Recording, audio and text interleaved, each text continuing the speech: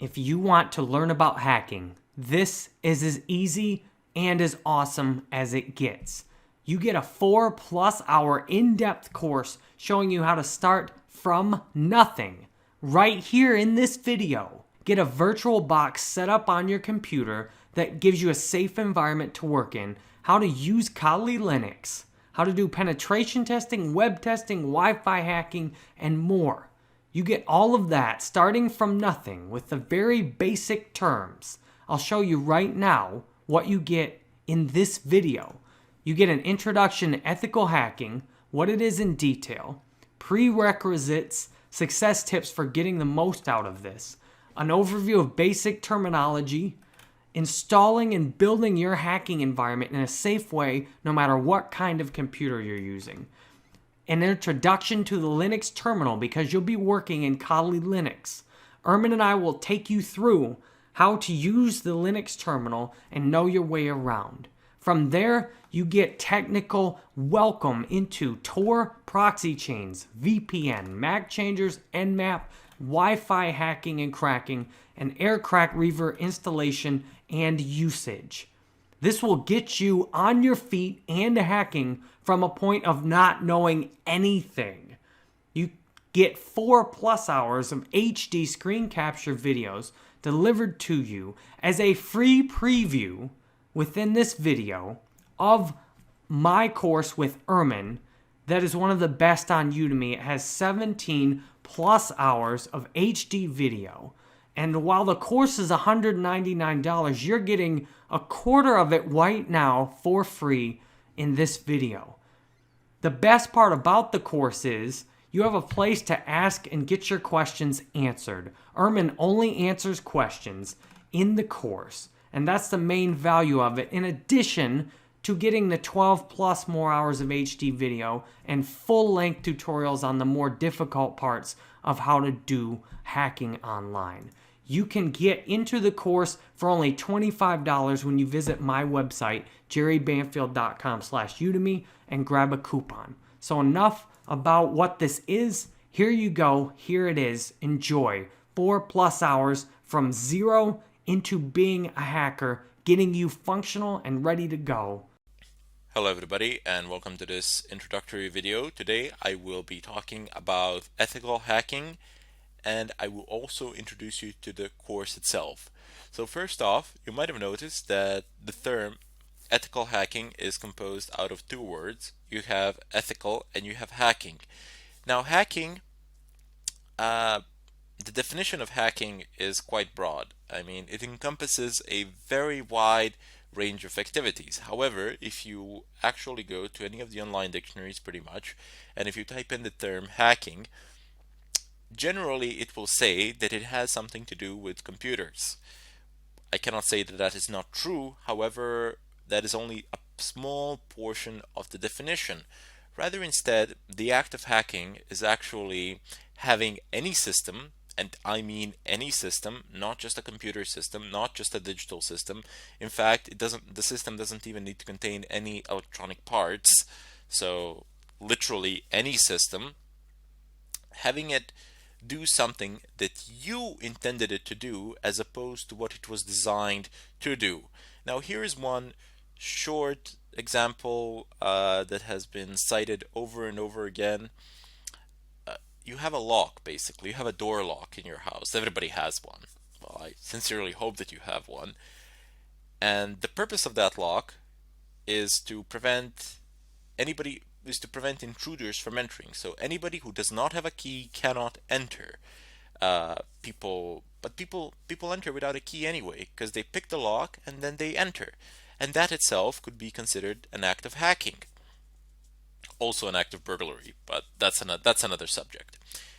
Anyway, the ethical side of it would be when you have these large automobile industry manufacturers, and then they hire these burglars to come and pen test their locks. So basically they pay them very good sums of money to go to their factories and to try to unlock their cars. This doesn't need to apply only to locks for cars. It can also apply for your door locks. Manufacturers of pretty much all sorts of locks, they hire people to actually try and pick lock them, and then if they succeed doing it, and if they succeed, they pay them a very good sum of money. I do believe that prices for one car manufacturer, they went up to 1 million euros if you manage to break their locks. But what I'm trying to say here is that they have the ethical side of it would be when you have a permission to do it, when it's within the constraints of the law. And the act of hacking itself can be within the constraints of the law, but doesn't necessarily need to be.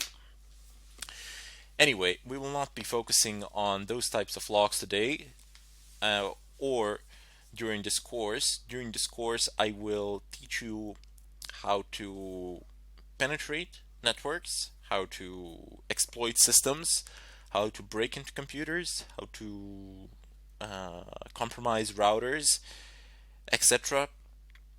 You will be after you've finished this course, after you've absorbed all the information in it, you will gain the ability to do some serious damage.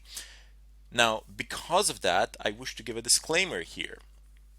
So first off, I do not encourage any sort of illegal activity. Furthermore, I strongly advise against it, and I am against it.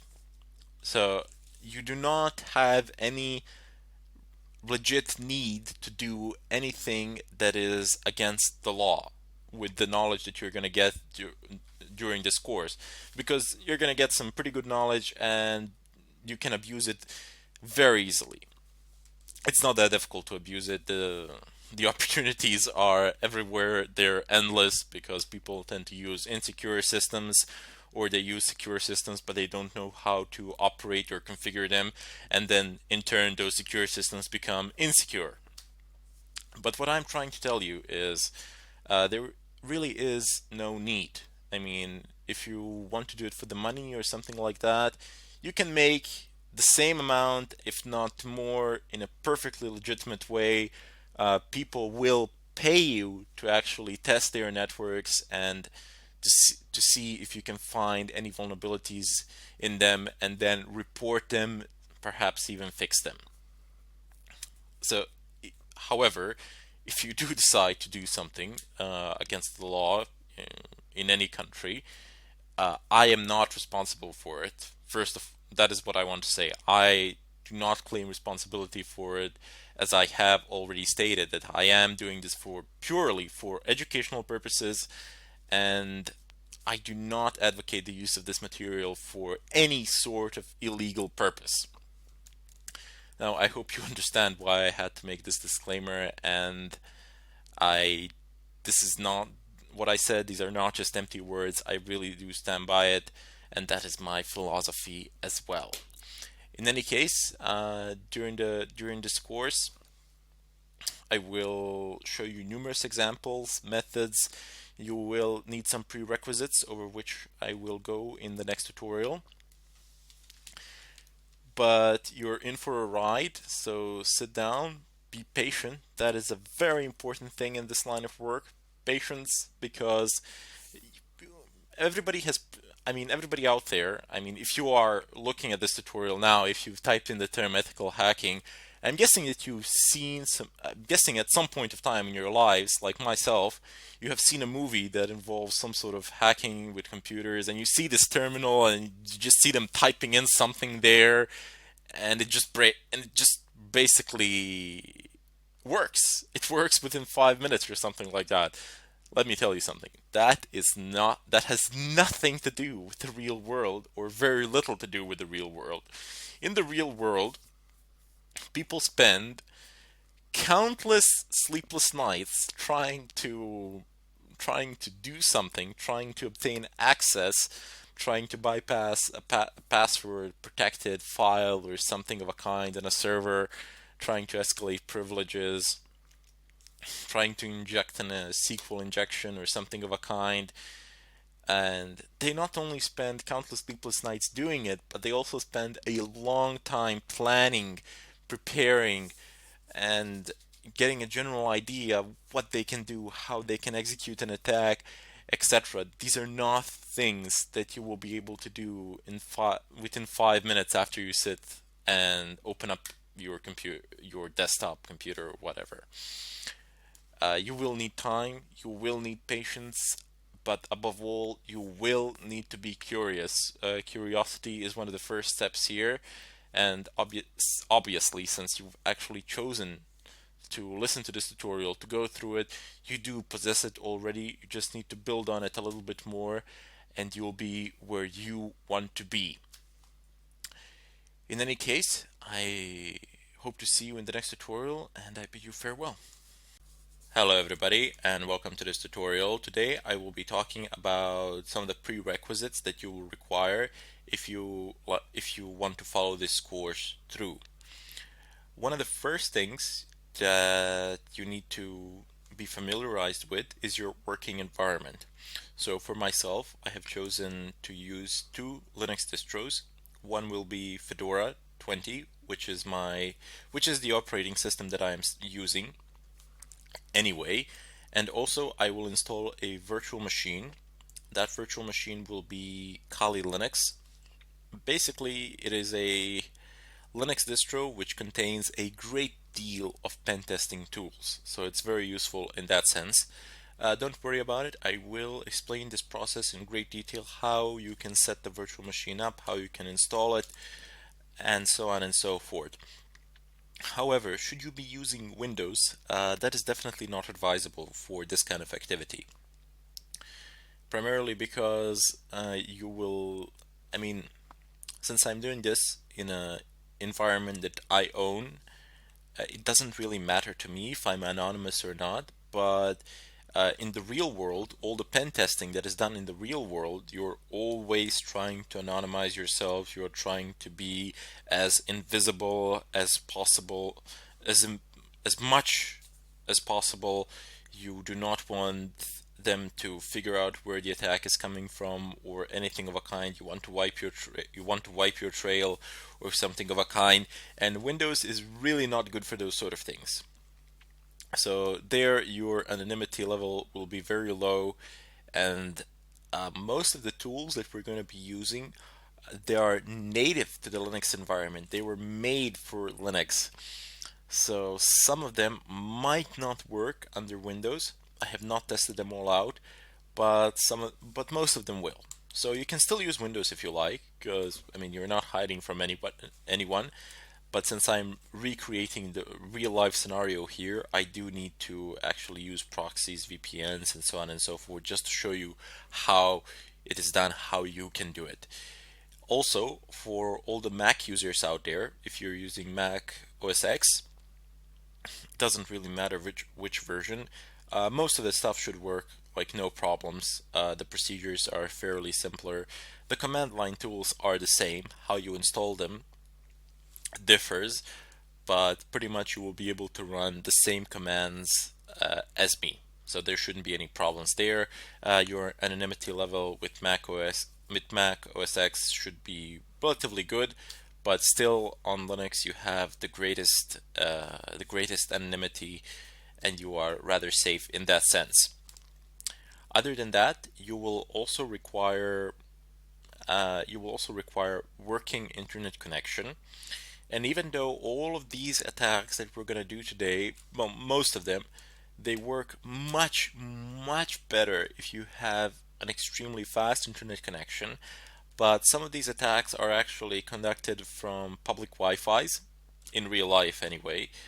We'll just pretend I will set up a wireless access point in my house and load it so that it's similar to the public Wi-Fi, which is very slow. Some of these attacks, as I said, they go over public Wi-Fi's, and as we all know, and as we've all painfully learned, public Wi-Fi's are not the fastest internet connections out there. So primarily because you have a lot of people that are connected to them, and there's a lot of data going through.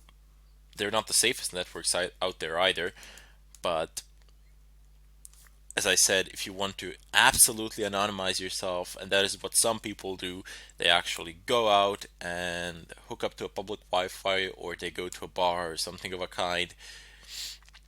and conduct their attacks from there. Now, before they do that, they need to figure out whether the bandwidth of that Wi-Fi can sustain their attack. So they need to minimize it, they need to downsize it, and that is how they become absolutely anonymous.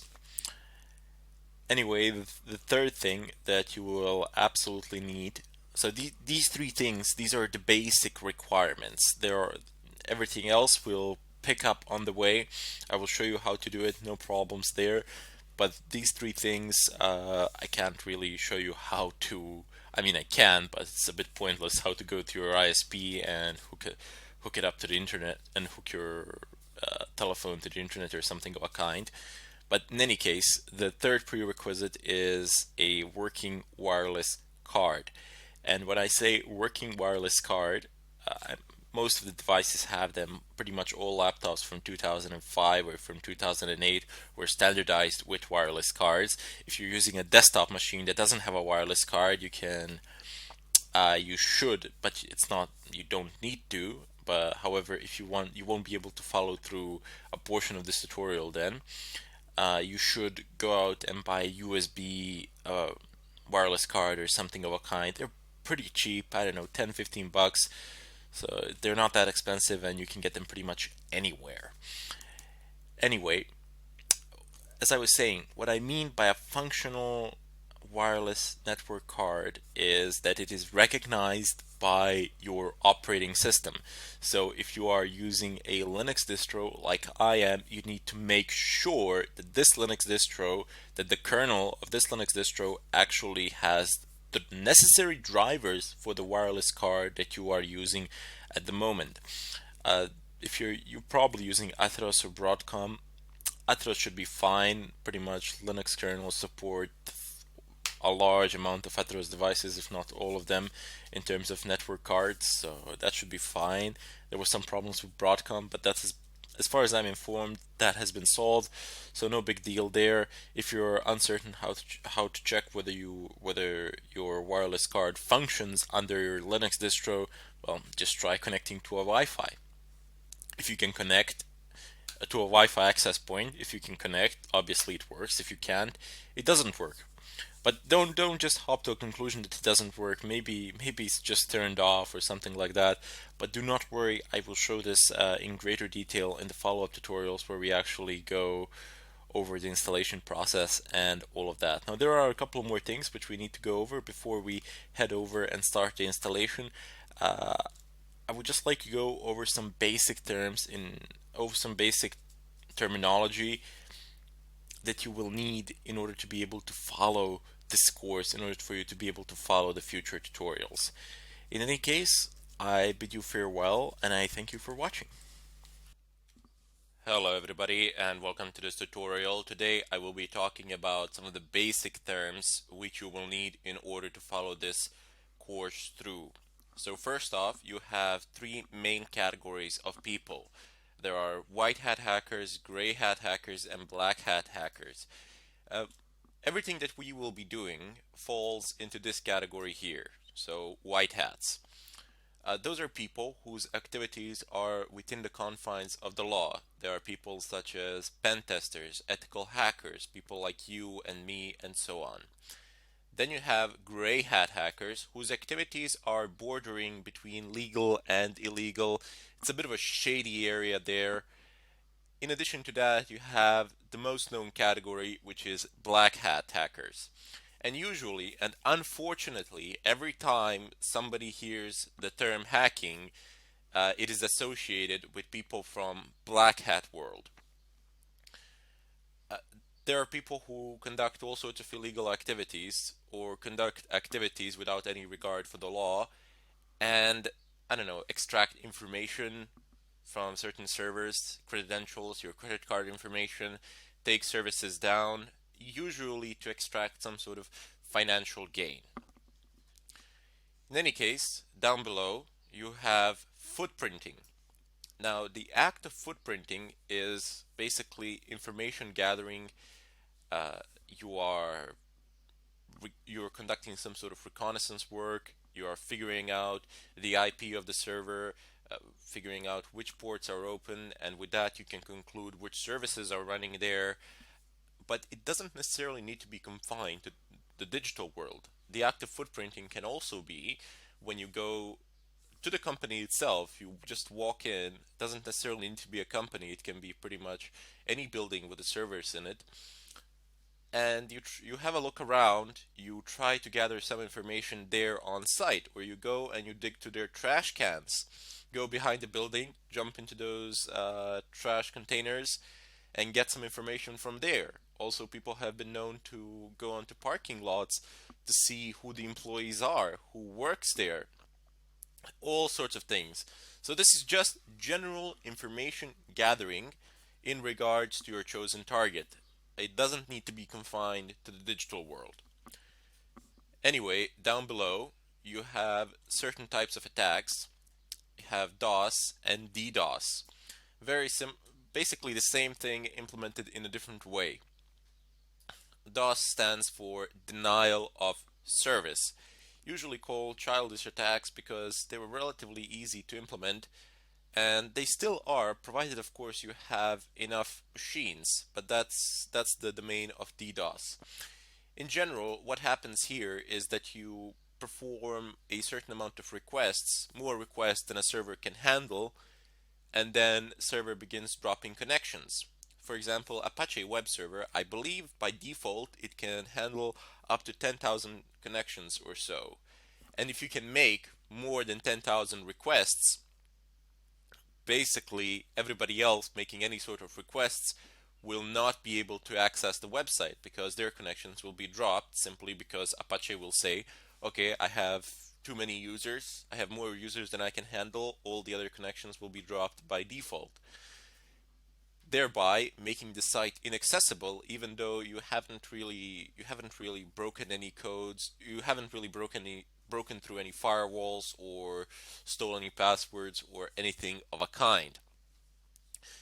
But when you're DOSing something, it's just you. So all the requests, everything is coming just from your own computer. And that is not always the most efficient of ways. In fact, it generally can only work if there is a flaw in the way in which requests are processed. However, that is why you have DDoS attacks. When you have multiple computers, multiple connections, and they are all making simultaneous requests to a certain server, and this is really difficult to fight off. I mean, you really need to have a clever configuration of your firewall, and you need to have quite a good firewall as well. Usually you would need a physical one to prevent these sort of DDoS attacks, and by physical I mean a router firewall or something of a kind. This is quite difficult to, it's not difficult to actually do the attack itself, as it is difficult to make the necessary preparations.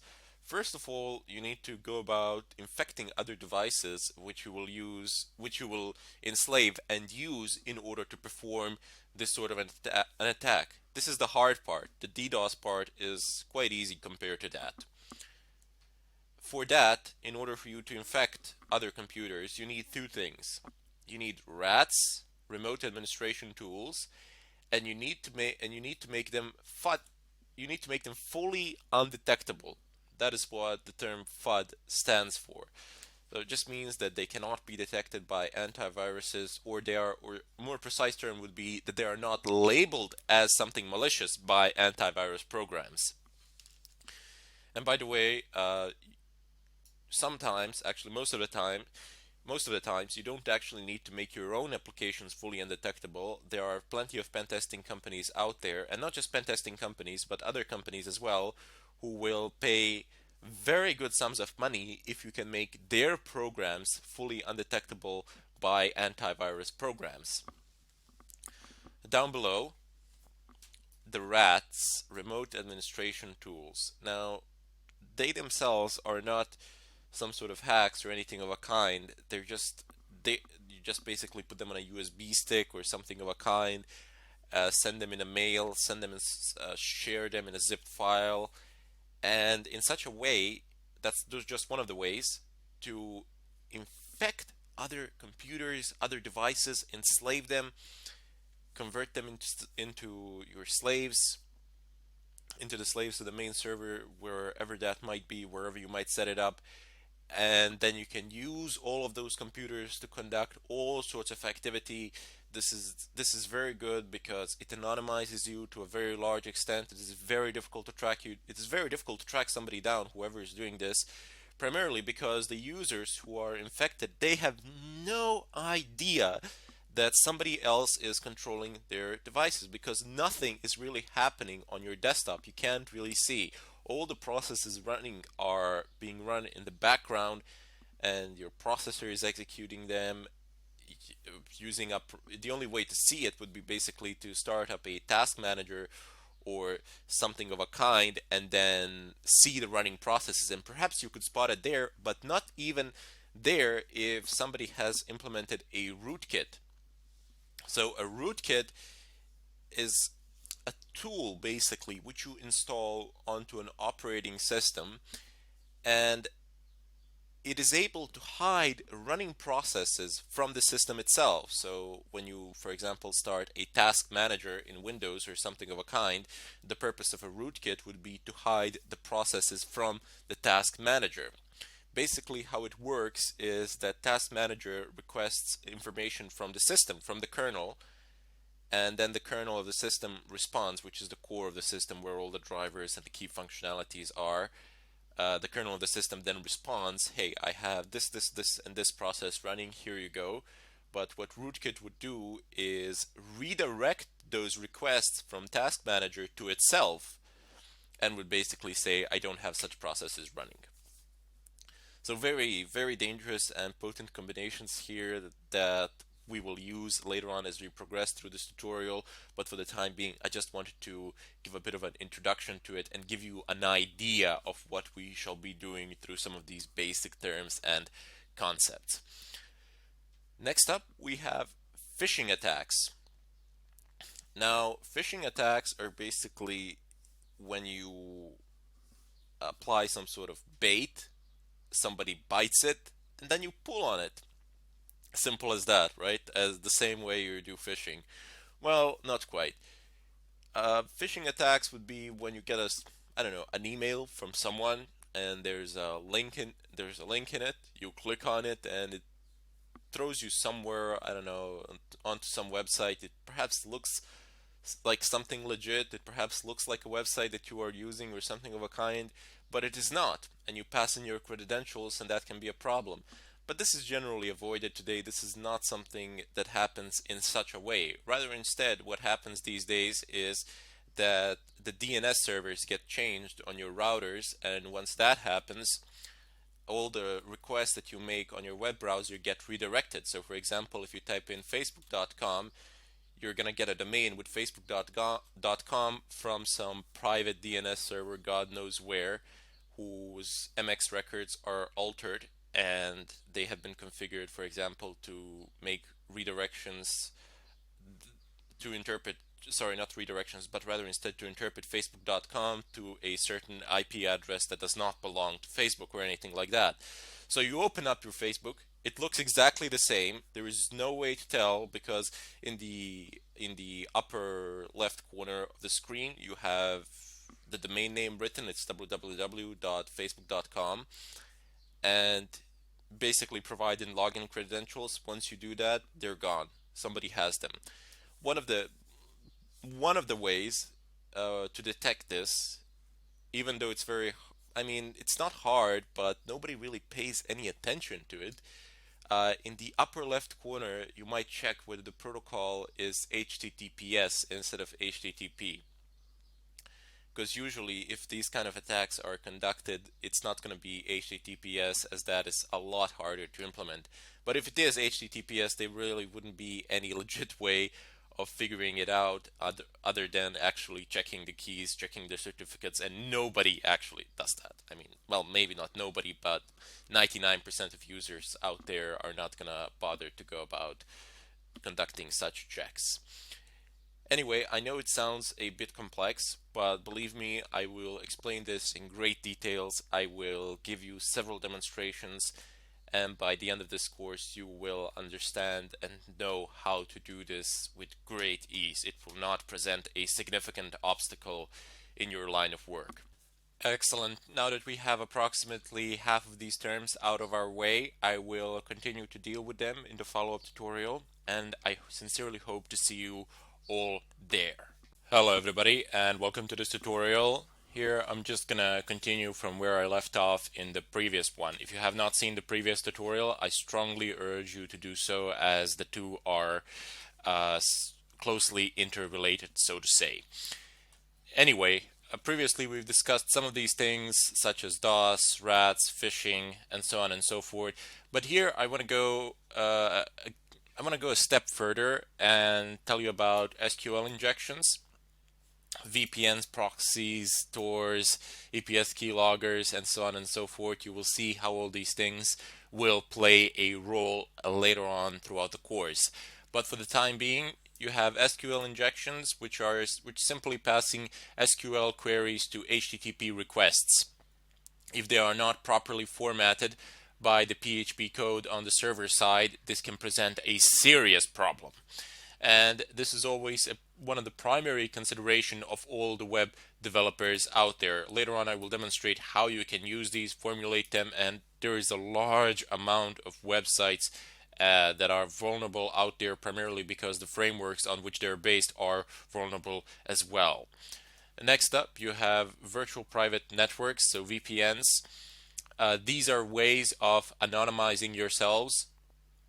Basically, if you have a VPN provider somewhere, and if you want to anonymize yourself, you will route all their traffic through this VPN provider, and all the traffic between you and the VPN provider will be heavily encrypted. So any other server out there that is receiving requests from you, it is actually receiving them from VPN. There is no real way of detecting you or finding your physical location unless the VPN provider actually gives it up, which doesn't really happen if you pick a right one. Down below you have proxies. Now proxies are a less reliable way of staying anonymous, but you should always make it your common practice to use SOCKS 5 proxies. I will explain what these are. I will introduce them when we do proxy chains and when I explain to you how you can actually stay anonymous while conducting these sort of activities. You will realize that you can route your connection through several proxies, but very soon you will see as well that that doesn't always work. I mean, in the movies or something like that, you see people going through 10, 20 different proxies. In reality, that would be very, very difficult to implement, primarily because of internet speeds, because of the available bandwidth. Most of the free proxies out there are not very fast, and routing your connection through several of them will make it very difficult for you to do anything in a reasonable amount of time. There are of course paid proxies, but when you pay a proxy, you leave a digital footprint somewhere so you can be traced. Down below you have Tor. Now Tor is absolutely free, open source, and it is much faster than proxies. It's not faster than VPNs, but it is faster than proxies. It gives you an ability to Torify your applications, which in essence means simply routing traffic through certain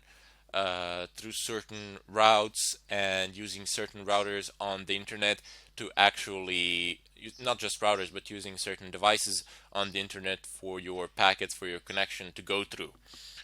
It can be slow from time to time. It is not a 100% guarantee, but you will be anonymous to a very large extent if you are using Tor. There are ways of detecting you, but they are highly unlikely to happen. Like 99.99% of time, you will be almost 100% anonymous, which is a very good way of functioning. Also, you have the Tor browser, which allows you to access dark web or the hidden web, however you wish to call it.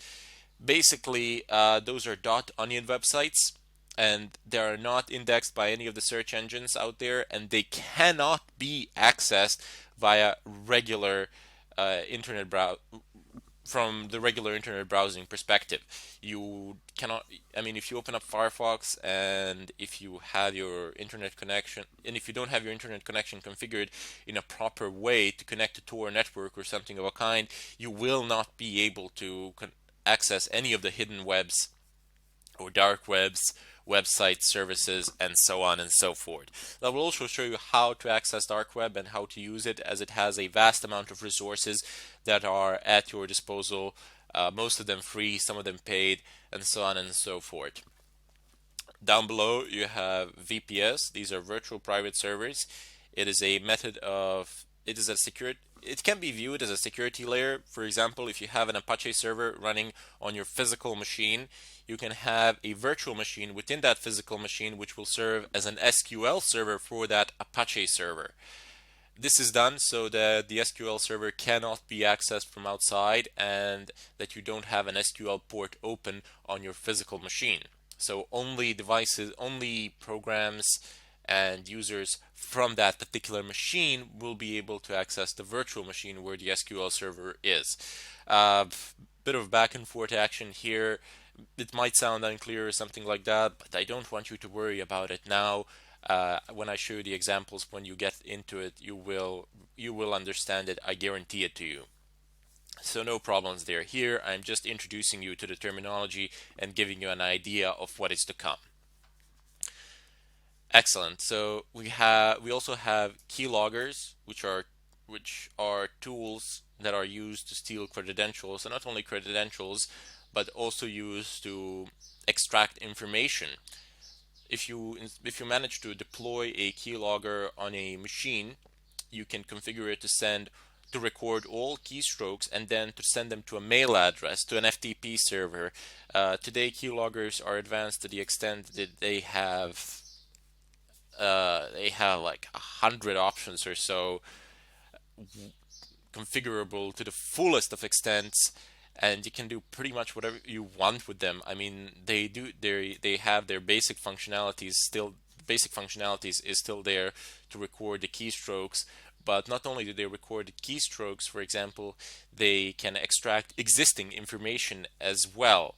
You can configure their behavior, how the stealth level of the keylogger, how will it hide, where will it go, where will it be installed, what sort of information do you want to extract, do you want to monitor particular folders for activity, and do you want to record it.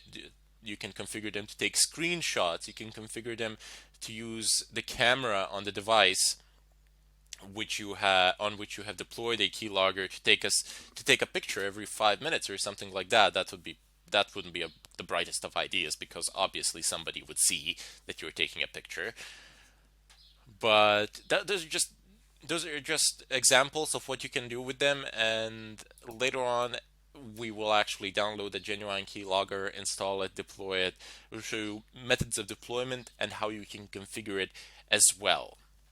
Although you should be very careful from where you download your tools, such as keyloggers, remote administration tools, rootkits, and so on and so forth, primarily because you never ever want to download a uncompiled binary file that is not open source, because you have no way of knowing what's in it, and you absolutely never want to run it on your computer.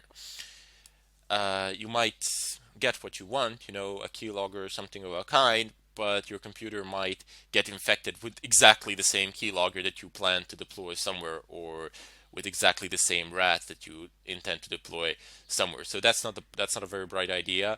You should use verified sources of such tools. I will show a few of them later on as I go over to the internet and download them. But I'm just making it very clear here that you should be very careful with these things. And one of the foolproof methods of doing this is actually configuring a virtual machine and doing this sort of activity on that virtual machine. So even if you get infected or something of a kind, it doesn't matter. It's a virtual machine. You can reinstall it anytime you want, very fast. Pretty much no information will be lost there. More importantly, the primary file system on your main physical machine will not be accessed from the virtual machine. Anyway, Down below you have the terminal. So terminal is basically an interface for you that allows you to control your operating system. Now, Linux terminal is very powerful. We will be using it extensively. You will need to familiarize yourselves with it. I will familiarize you with it. I will teach you how to use it. Uh, to some people, it might seem a bit difficult or a bit tricky at first sight. You know, there are a lot of commands to type in, how to memorize them all, what to use where, and so on and so forth.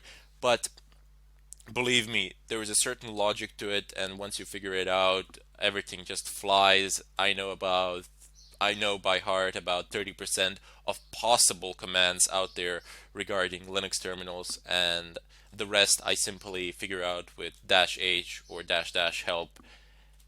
The system pretty much tells you everything you need to know. It helps you out to a great extent, and you are able to figure out a lot of things from just understanding the basic logic, how it works, and so on. Now there will always, of course, be arguments. I don't know, there'll be people saying, well, why would you use terminals? Why wouldn't you just use GUI tools or something like that? The simple answer is because they are not as nearly as powerful as the terminal tools are. Plus, terminal tools have far less dependencies, and most of the hacking tools are basically designed for the terminals. They don't have GUIs. A lot of them do have them these days, but I might go over them briefly at a certain point of time, because it is not the GUI interfaces are not that relevant. When you figure it out how to do it on the terminal, you will automatically by default know how to do it with the graphical user interface for that particular program. Anyway, down below you have firewalls. Now, firewall in Linux is configured through IP table commands. You keep on passing arguments and configuring these firewalls, and this is one of the main reasons why you should not be using any distribution of Windows for this particular tutorial, to follow this tutorial. You will need to install as I said previously, you will need to install either a Linux virtual machine or create a dual boot or something of a kind. I will of course show how to do this and demonstrate it in great detail.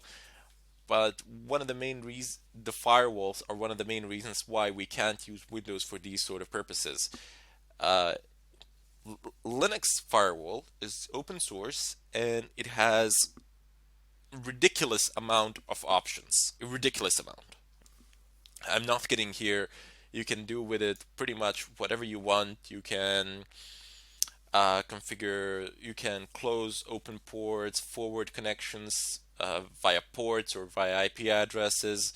You can just forbid certain protocols on certain ports or forbid certain protocols for certain IP addresses, do all manner of forwarding and redirection, and so on and so forth. This is all available for free with a Linux firewall, whilst in Windows you will have some of these options, but most of them you won't, unless you, for example, buy a certain package or something like that, which is not something that we really want to do here. We want to keep this budget friendly, and we want to have a powerful firewall which can do pretty much whatever we want it to do. Now there'll be two ways of configuring this firewall, and if you are afraid of messing it up, don't worry about it, because most of the configurations that we will do will be short-lived configurations, so to say, primarily because all the configurations made to the firewall from iptables command, unless specified otherwise, will be temporary, and they will hold until the next system reset. There is a way to circumvent this, of course, and to configure the firewall rules in the configuration file directly, and thereby making the changes permanent, which is also one of the ways of doing it, but I don't generally prefer it. I prefer to have a script somewhere which you can run at any time, and it will configure your firewall by default. This is primarily because you won't have your tool set on a USB stick or somewhere online or something of a kind, and you have these quick scripts which you generate, and then they perform these tasks for you in an automated fashion. It's really simple. I will show you how to make these scripts. You do not necessarily need some advanced programming knowledge or anything of a kind. Basically, what these scripts are a list of Linux terminal commands, which we will do anyway. So basically, the script would consist out of a list of those commands, and then you just change the mod of the script to be an executable file, run it, and all those commands are passed to the system, and those tasks are finished in an automated fashion by default. Anyway, one of the final things that I wish to address here are reverse shells. So there are hundreds, if not thousands, of reverse shells out there that you can use. I will pick a few that we will use depending on the framework, depending on the environment, of course, that we want to infect. But in essence, what reverse shells are, as the name itself says, you have a program with which you infect another device, and then that program opens up a reverse connection from that device back to you. So you can keep on passing commands, you can keep on controlling the system even though you are nowhere near it. There are different types, of course, today with routers and so on and so forth. With such firewalls, you do need to do a lot of extra configuration, and there are problems that need to be solved and addressed. You will see how when you are trying to break into a single computer, sometimes you need to break into the router first. Usually you need to break into the router first, unless you're performing these phishing sort of attacks, or there's a web server or something of a kind running in the background. But attacking a private device, a private computer, which is usually what people do as preludes to bigger hacks because they want to extract some sort of information or something of a kind from, let's say, a company's employee that's a network administrator or somebody like that, they will one of the basic vectors would be to attack a home router, change the DNS settings there, and try to steal credentials in such a way, or put the computer in the DMZ of the router, the militarized zone, so that the router is no longer effective for that device. Rather, instead, it just forwards all traffic to that device regardless. So that can be, those are just some of the types of attacks that you can do, but reverse shells will depend on the choice of the environment that you are trying to infect, and will depend on the choice of your attack route as well. In any case, I hope that you got some basic introduction to these terms. I again repeat, if you didn't figure it out all immediately, don't worry about it. We will do all of this in great details with a lot of examples, and you will understand it. It's not complicated. Do not allow fear to dissuade or stop you. Just keep on going in spite of it, and if you can just stick in till the end of this course, you will, I guarantee it to you, you will understand it. With just a bit of focus and a bit of curiosity, you will be able to obtain the necessary skills needed in order to become a pen tester or an ethical hacker. I bid you all farewell, and I hope to see you in the next tutorial. Thank you for watching the beginning of this video. Ermin has walked you through an introduction to ethical hacking, what it is. Ermin's explained the prerequisites for getting the most out of this, and Ermin's went through the basic terminology with you. At this point, it's time to build your actual hacking environment.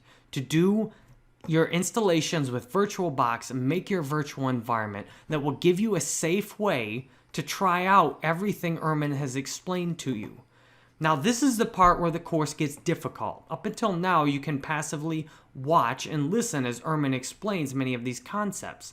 But this part of the course requires you to start doing things. It requires you to start trying things. And if I've noticed one thing consistently in the course discussions, it's that people start having trouble at this section, at this part of the material. So, what you can do to get help is to enroll in this course on Udemy. Ermin is not available to answer questions on YouTube because there just are so many questions that come with this. You can see question after question after question, posted in the Udemy course, and Ermin just goes through and answers them. You can count on Ermin to answer every single question you have when you are enrolled in the Udemy course. So all you have to do that, the course is $199 on Udemy. Now you can go buy it straight off of Udemy if you want to.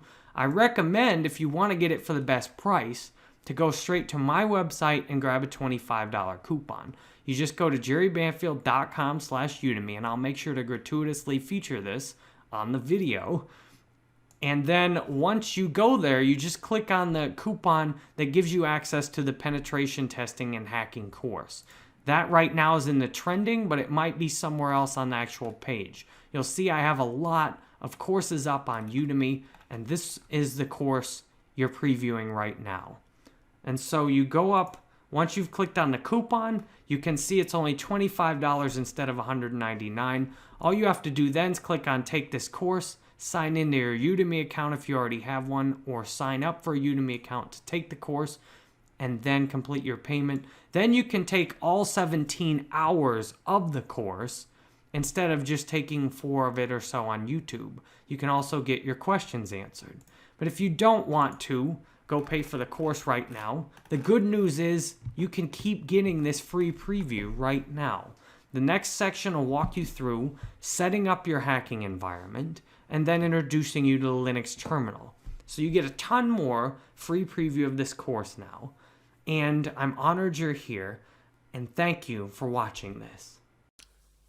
Hello everybody, and welcome to this tutorial. Today I will be talking about our working environment. I will show you how you can set it up. So first off, we need to install VirtualBox. Now, it doesn't matter if you're running Mac OS X, Linux, or Windows, you will still need to do this for several reasons, really. First of all, I mean, we're going to be doing a lot of stuff, and we're going to be doing it as root.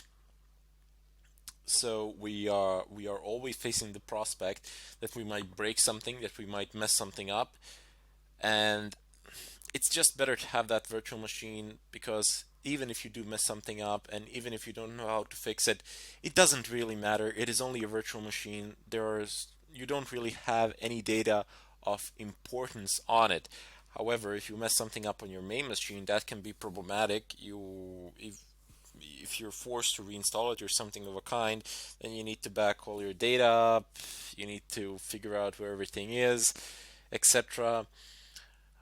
Or you can try fixing the problem, and depending on what that is, it could consume a large amount of your time.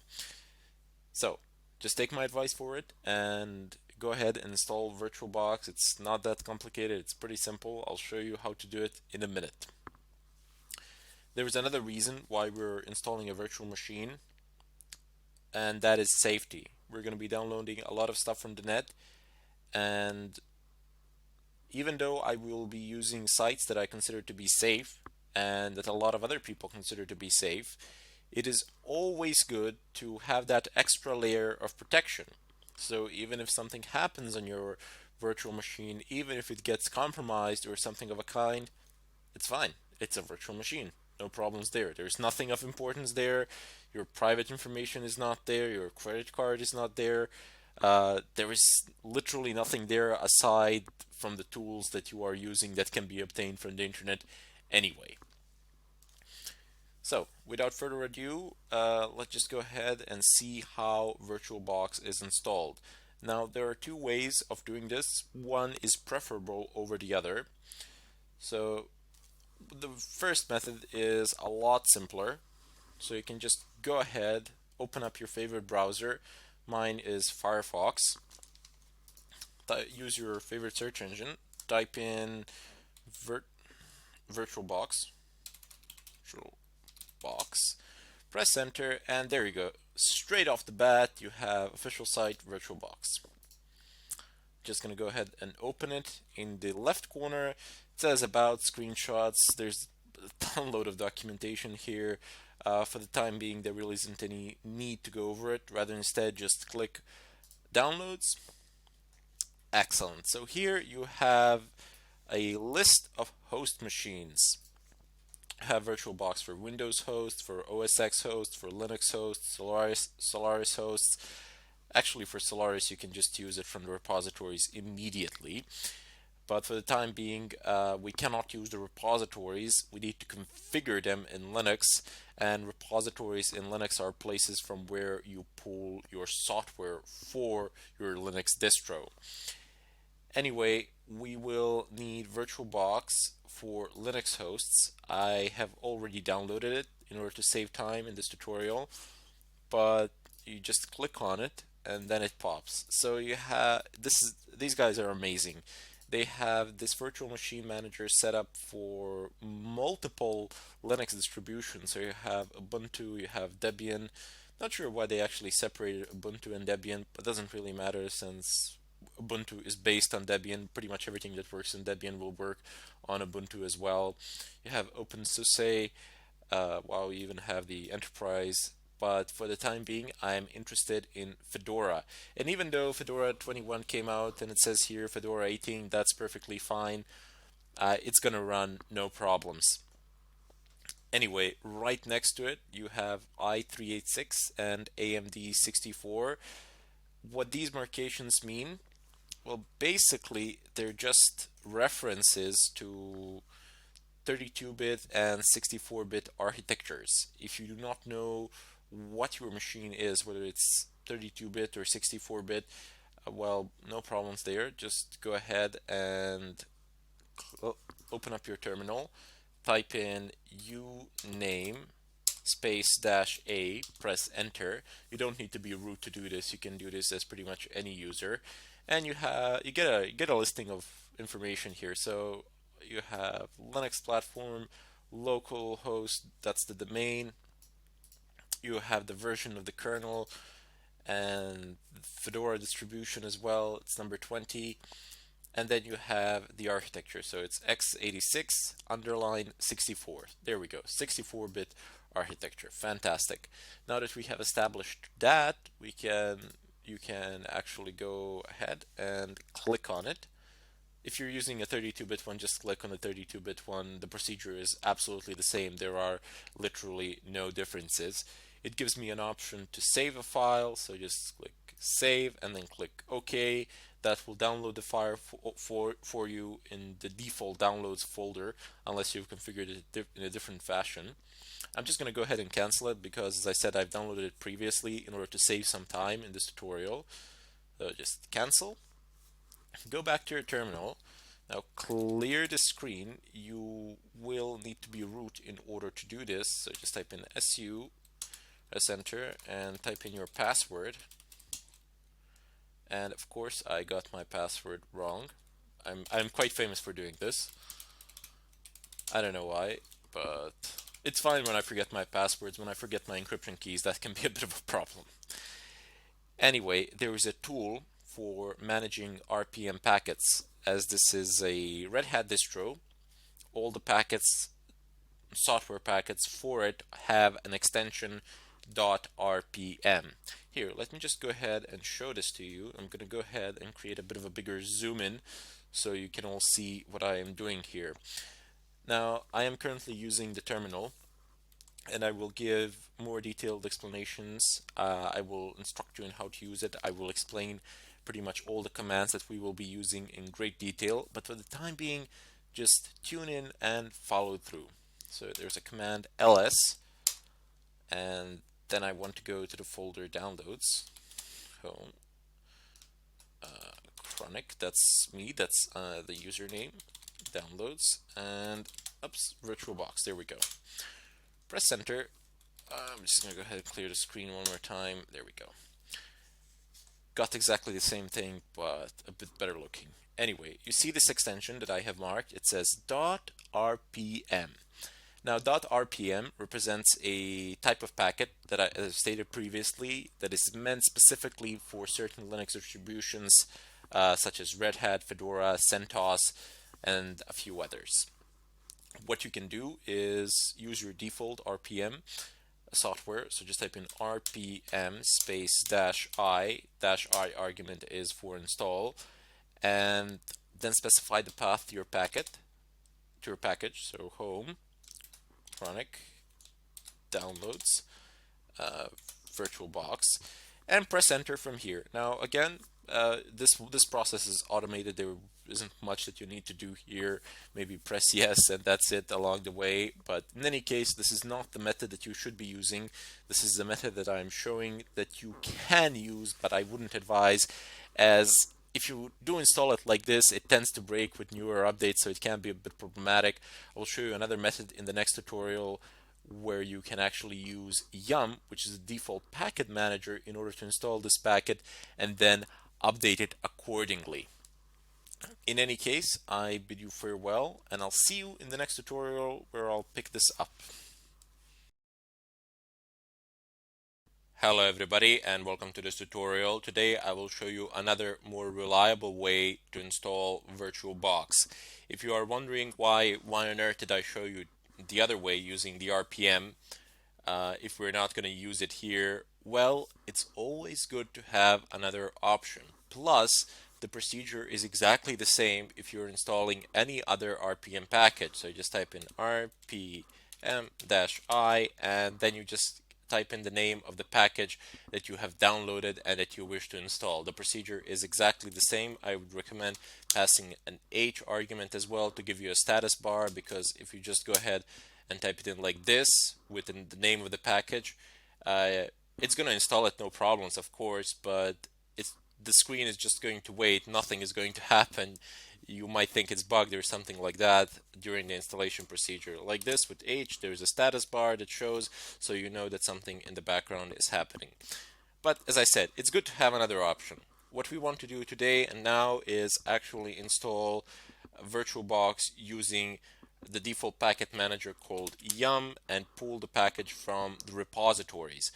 Now, what are repositories? Repositories are places where software packages are stored for Linux distros, and then you can pull those packets, those software packets, from your Linux distro using the default packet manager. It's very simple, it's extremely easy, and it's one of those things that you will absolutely need to know how to do, because you'll be installing and uninstalling a lot of things during the course of your pen testing career, during the course of pretty much any pen testing exercise in general.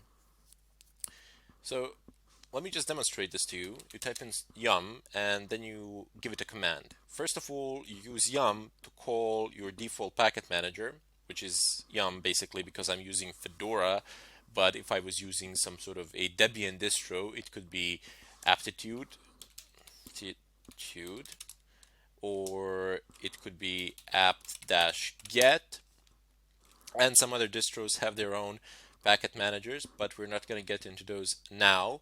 Later on, I will show you what Kali Linux is using. That is the Linux distro that we will be using in order to conduct some of the pen testing exercises. So first off, you type in yum, as I said, and then type in search, which is you're basically telling yum what to do. You want it to search for something, so you just type in search. It's pretty much exactly the same as English language. You just kind of need to figure out the logic of it. And then you want to search for an approximate name of the package that you want. So perhaps you don't know the full name or something like that. Don't worry about it. Just type in a portion of the name. It will suffice, and pretty much everything that contains that portion of the name will be displayed. So we know what we want. It's VirtualBox, and you might think that this is the full name of the package, but no, it is not. Soon you will see. And there you go.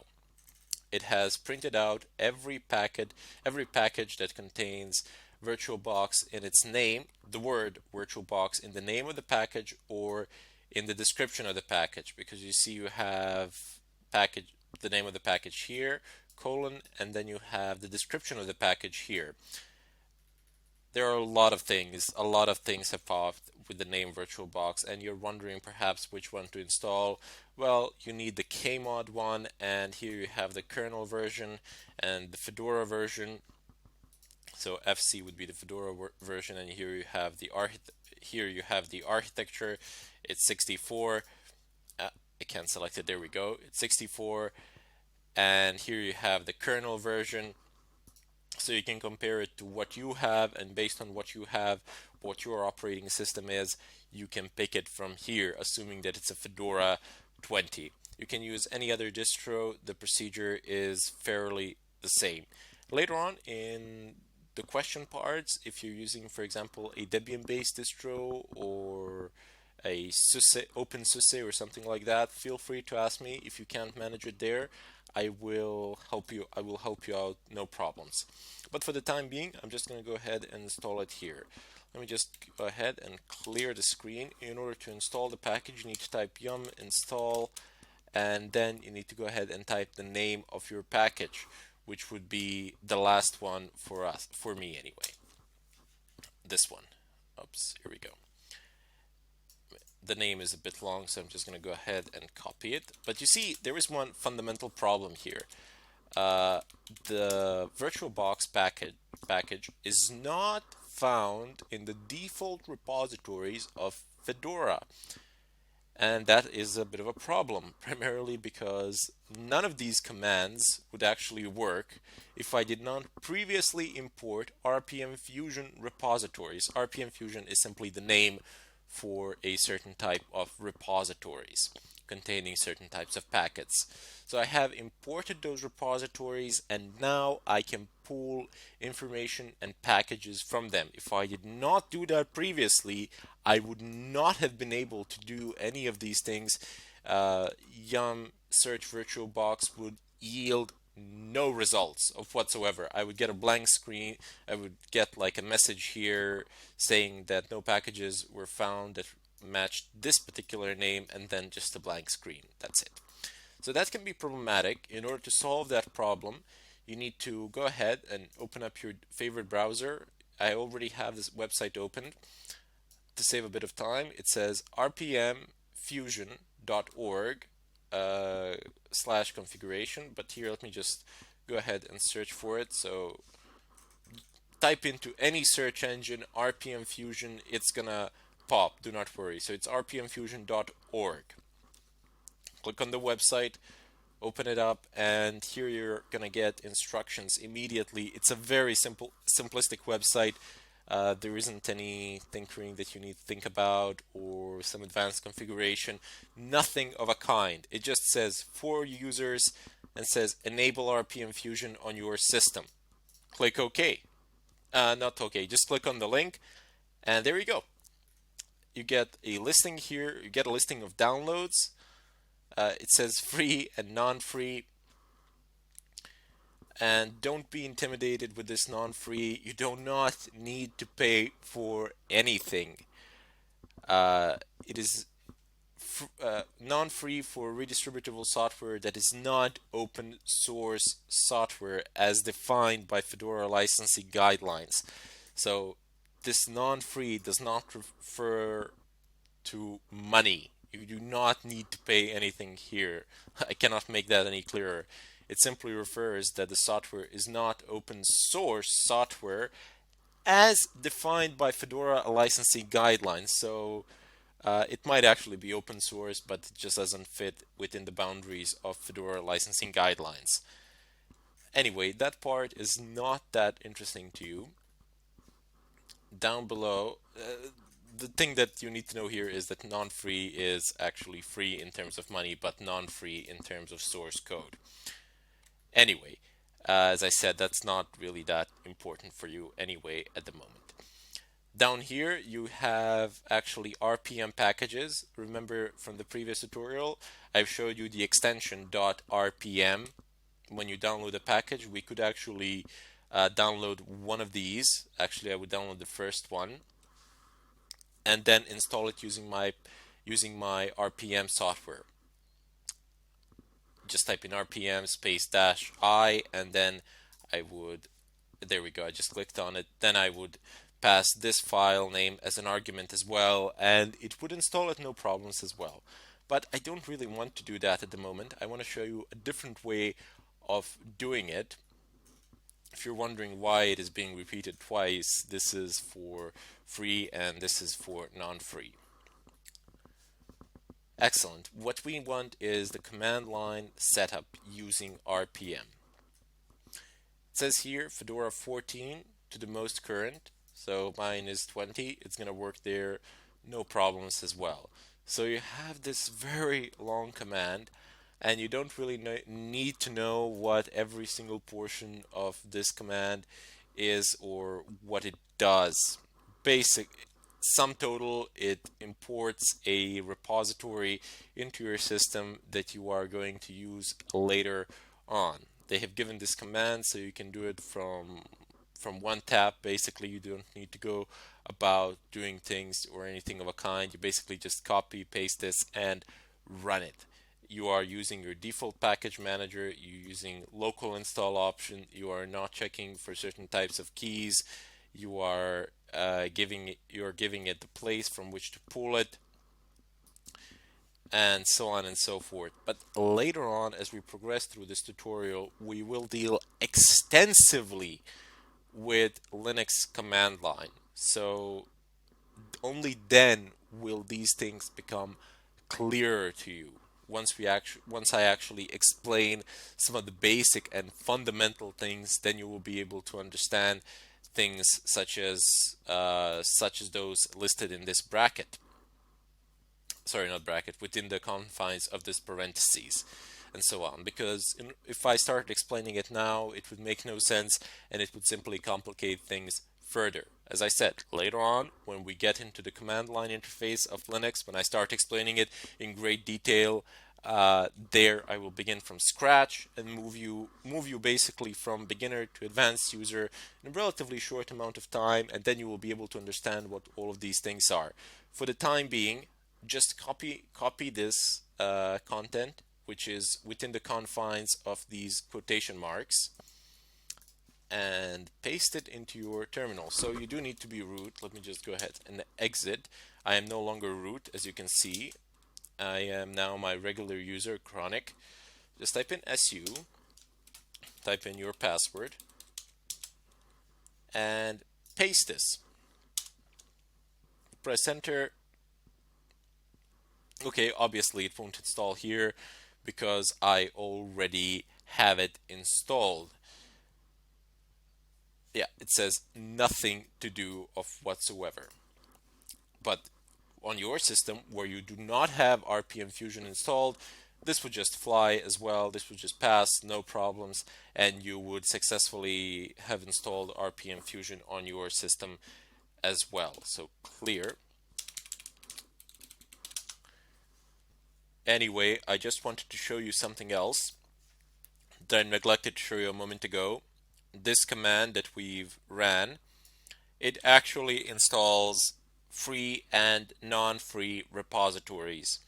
If you just take a closer look to what I am highlighting at the moment, this is the free, so it says http download1.rpmfusion.org/free/fedora/rpmfusion free release.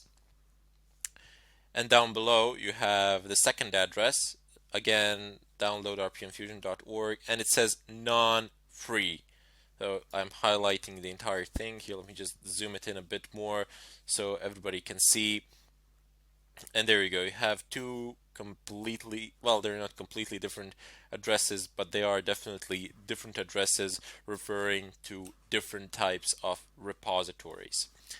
Anyway, now you can go back to your terminal. Do not log out of root. Stay root, because you will need root privileges in order to do this.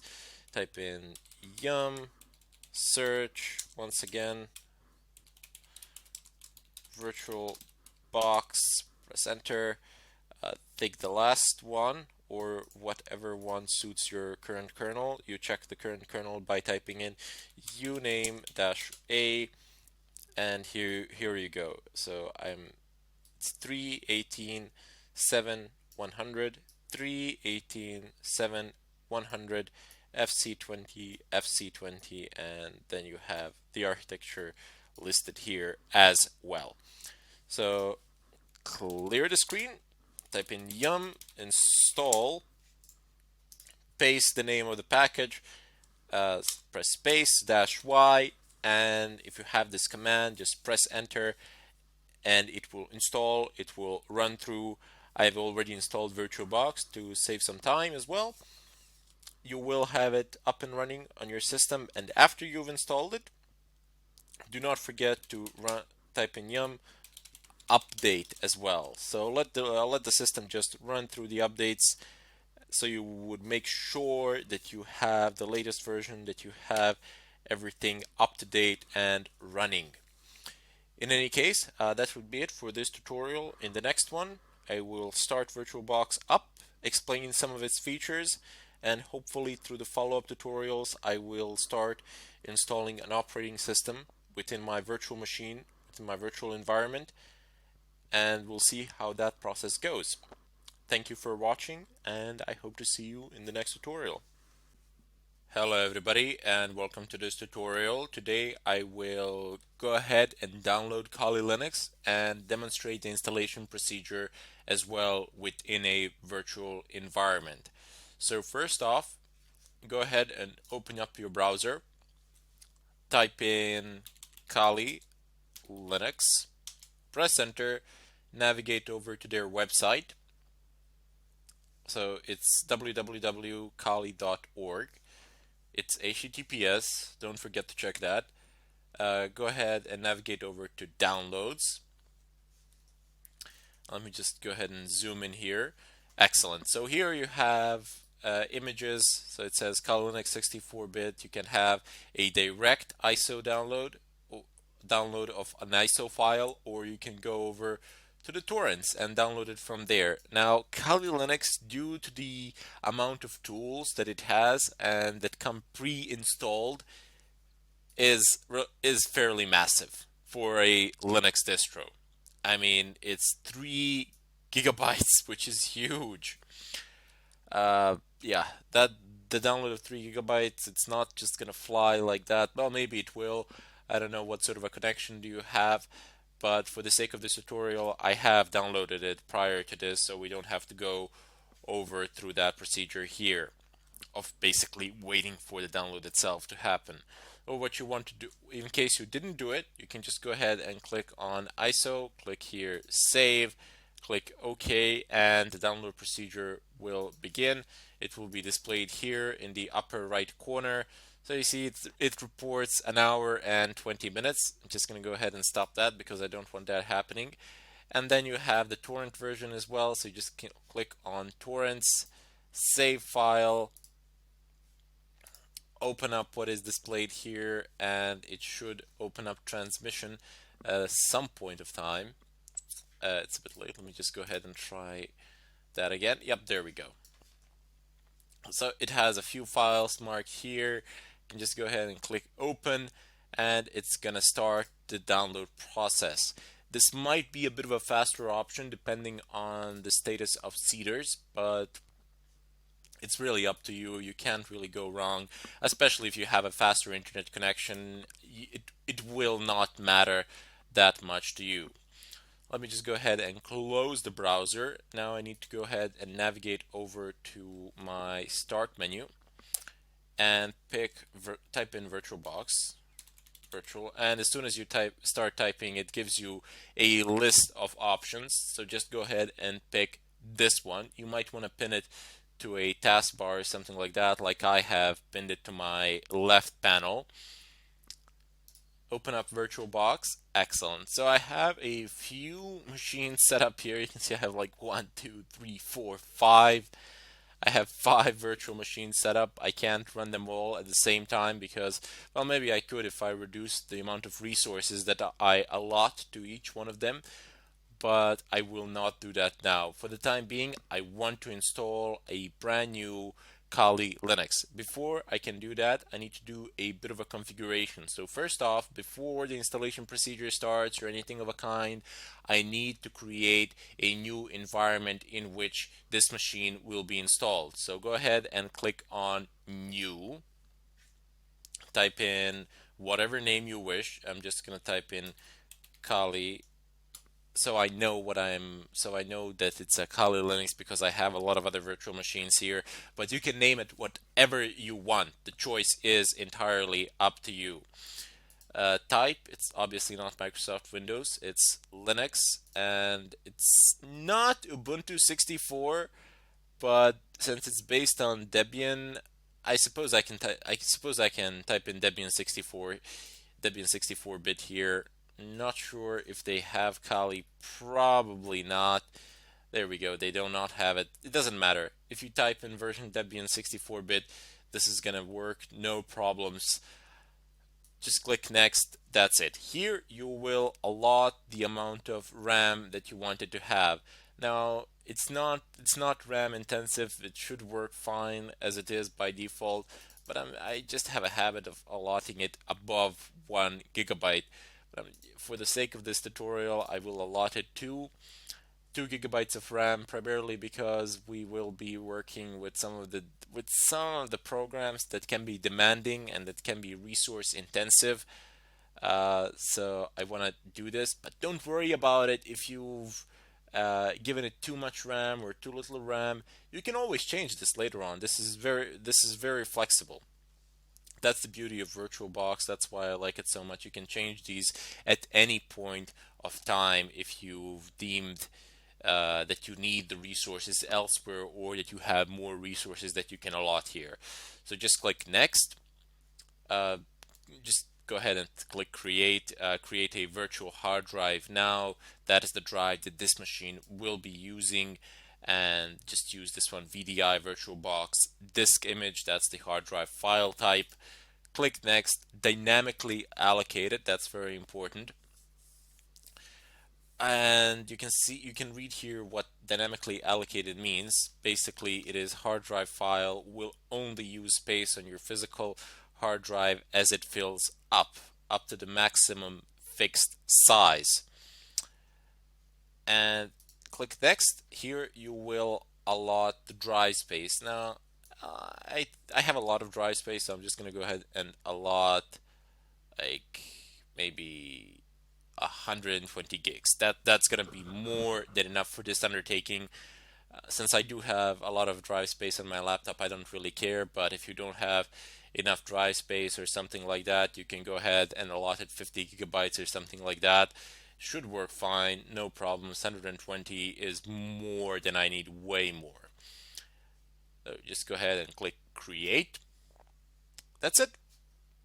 Now we have our Kali now we have our environment under the name Kali set up. There is just one more thing that we need to do. We need to configure the boot order for this machine, and maybe not the boot order, but rather instead the location of the ISO file which it will pull. So go ahead and right click on it, settings, display storage, click on storage, click on empty.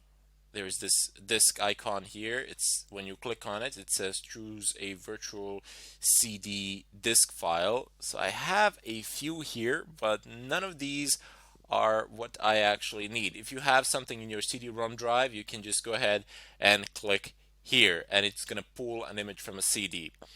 But that's not really the case here. We have an ISO file that we want to use, so just go ahead and open it up. Click on Home, and I have it in my downloads folder.